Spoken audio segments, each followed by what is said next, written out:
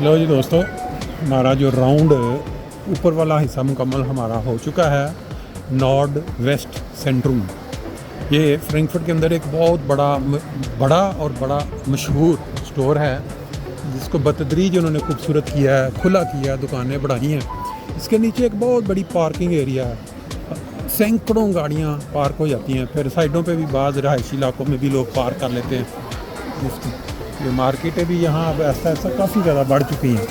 खाने पीने का जो है सबसे ज़्यादा वो यहाँ पे देख सकते हैं आप। और कोई भी ऐसा इस पे दुकान जूतियों की इस साइड पे है।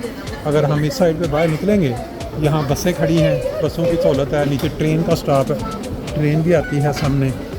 और इसके अपोजिट फिर एक बहुत बड़ा दूसरा स्टोर है रेवे के नाम का, मशहूर, जर्मनी में काफ़ी खाने पीने का सारा वहाँ सामान मिलता है।